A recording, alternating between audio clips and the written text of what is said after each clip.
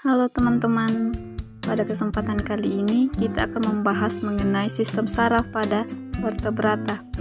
Namun sebelum itu kita perlu mengetahui apa sih itu sistem saraf.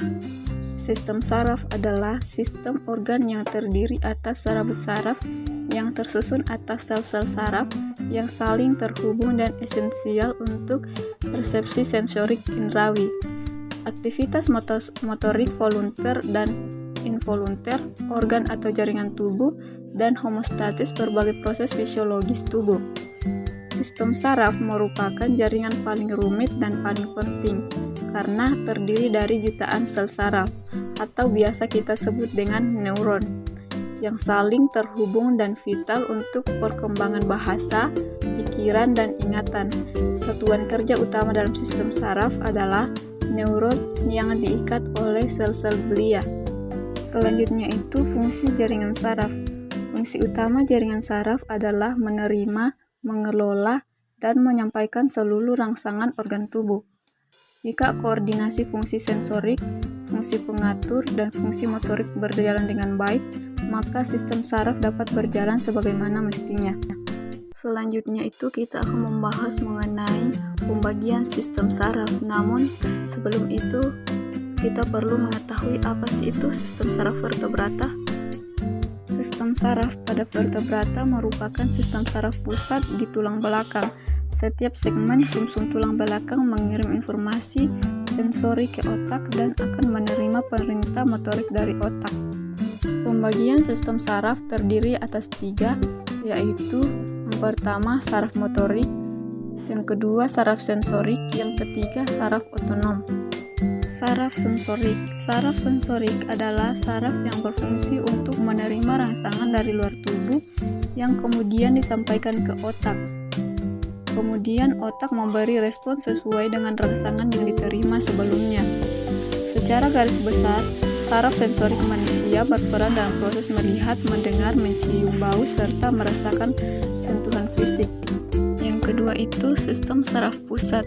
Sistem saraf pusat yang terdiri dari otak dan sumsum tulang belakang memiliki fungsi untuk menerima informasi atau rangsangan dari semua bagian tubuh, kemudian mengontrol dan mengendalikan informasi tersebut untuk menghasilkan respon tubuh.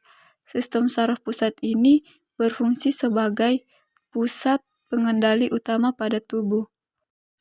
Selanjutnya itu sistem saraf motorik. Sistem saraf motorik adalah kumpulan saraf di otak, tulang belakang, dan jaringan otot. Fungsinya sendiri sebagai pengirim impuls dan sistem saraf pusat menuju otot atau kelenjar.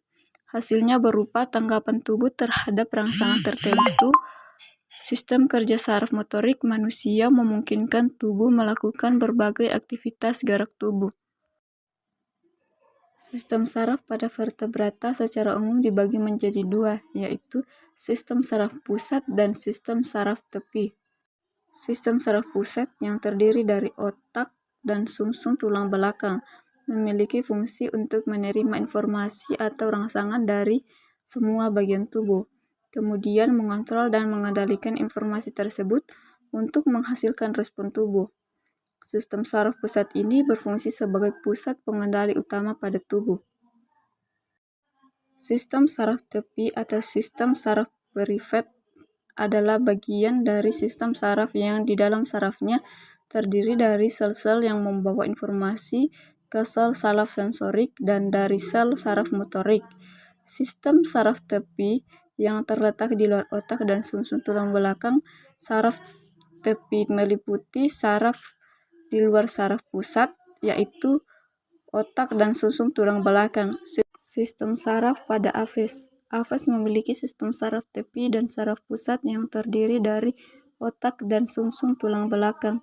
Sistem saraf tepi terdiri dari serabut-serabut saraf yang berasal dari otak dan berasal dari sela-sela ruas tulang belakang.